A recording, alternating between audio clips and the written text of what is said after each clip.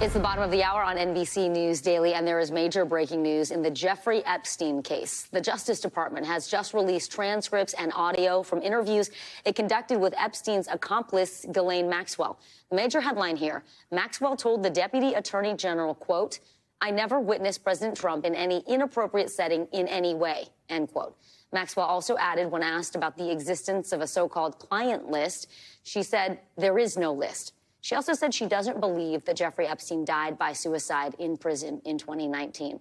Let's get right to it. NBC News law enforcement and intelligence correspondent Tom Winter is here. So the DOJ, Tom, releasing hundreds of pages of transcripts here. You've been going through it all. What stands out to you so far? Yeah, and to be clear, we haven't gone through all of it yet, so I want to put an asterisk on it. And the reason for that is because just the first day's testimony is 263 pages, wow, and then an additional 60 plus on the second day.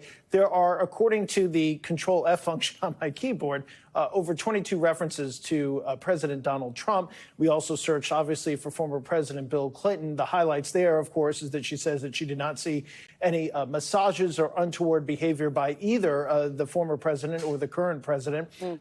There's also a reference to other high-profile figures in business, including Bill Gates. Again, says that she didn't see him getting any massages or any untoward activity there. Did she see anyone getting anything untoward? So, having gone through it, there are references to massages, references to things that occurred. Her attorney's out with a statement this afternoon saying that, you know, this all points to her innocence, that the Justice Department never considered her a co-conspirator in the Florida case. Of course, I've reviewed that case extensively, and whether or not they actually even got there because the investigation was paused because of long plea negotiations with Epstein is an entirely different matter. So there is a discussion about that. There is a reference, a number of different references to, you know, issues that have been in the news, including this alleged letter that Donald Trump sent to Jeffrey Epstein for his birthday. She says she does not recall that specific letter. She did not see it.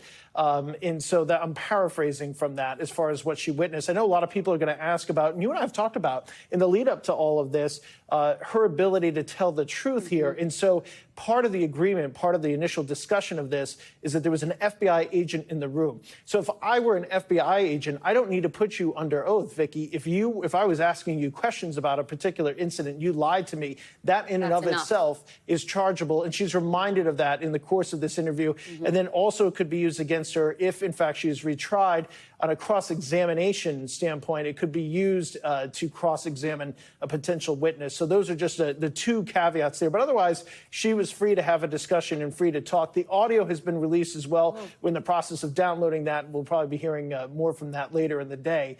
But this is what the Justice Department says comprises the entirety of her day-and-a-half interview with the Deputy Attorney General for the United States, which is extraordinary.